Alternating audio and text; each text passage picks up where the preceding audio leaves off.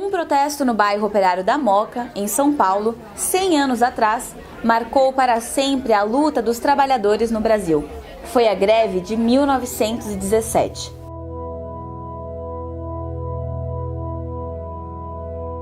Não havia leis trabalhistas, não havia garantias para as mulheres, os salários eram baixos e as horas eram longas.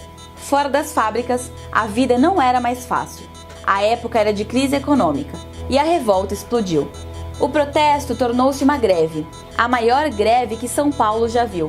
O patronato respondeu com os argumentos de sempre: pau, bala e demissões.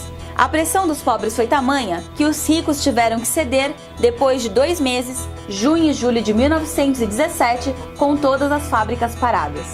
Entre os muitos ativistas da greve de 17, uma liderança se destacou: Edgar Leuenroth.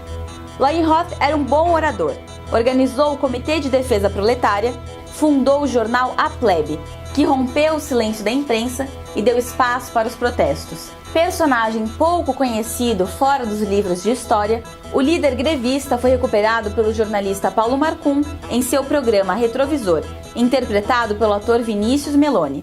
Que era o clima da cidade de São Paulo durante a greve? Havia esse estado de revolta, de indignação, sabe? Mulheres empunhando bandeiras pretas durante toda a caminhada. Muita coisa mudou de 1917 para os dias de hoje, mas o governo agora parece querer precarizar as relações de trabalho como no passado. O historiador José Luiz Del Roio, autor do livro A Greve de 1917, conversou com a TV FEPESP sobre o assunto. A greve de 1917 foi quando a classe operária, os trabalhadores, entraram em cena na história brasileira. Na verdade, toda a construção do Brasil foi feita por escravos. Então, eram trabalhadores impossibilitados de reivindicação. Não que não reivindicasse, reivindicava a liberdade, mas era uma questão muito atípica. E os 17 são trabalhadores livres. Trabalhadores livres quer dizer trabalhadores que têm salário. Só que não existia praticamente lei social ou lei trabalhista nenhuma. Era pura vontade do patrão, o acordo. Ganha tanto, trabalha tantas horas. As horas podiam ser 10, 12, mas se o patrão achava que estava com dificuldades, podia ser 14, podia ser 16, de manhã, de tarde, de noite. E não tinha nem limite de idade. E começava a trabalhar com 7, 8, 9, 10 anos. Isso por quê? Porque o horário sendo muito longo, mas existia uma mão de obra feminina muito vasta. Eles não tinham de deixar os filhos.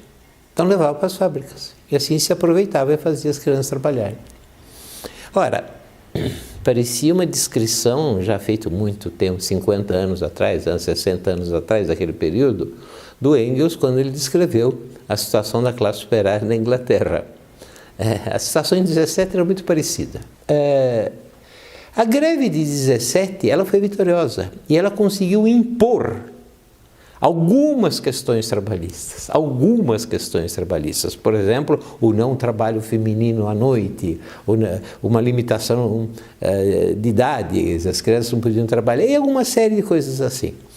Então aí se começou o percurso real, já existiam pessoas que pensavam nisso, trabalhavam nisso, mas aí começou de massa, começou a ser um problema político. Antes era somente uma questão de polícia.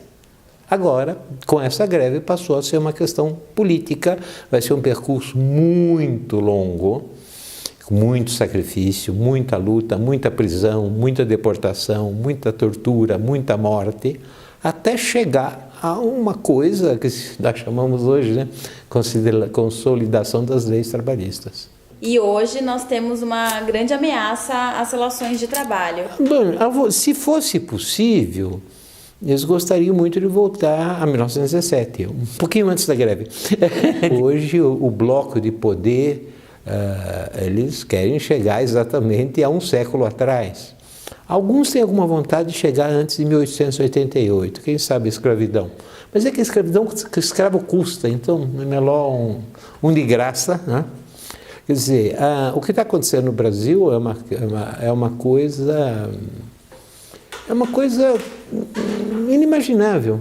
porque mesmo os governos, que são muitos neoliberais, espalhados pelo mundo e que tentam retroceder e conseguem retroceder nas leis trabalhistas, na Alemanha, na França, na Itália, bom, a coisa é muito mais amenizada.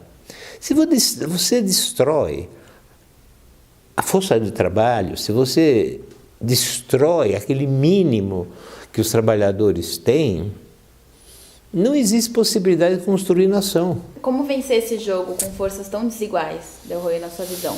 Bom, na verdade, é uma questão de consciência e organização.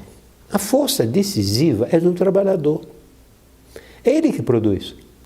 Se ele não produzir, acabou. Não tem nada. Quer dizer, só vivem da exploração da mais-valia de quem produz.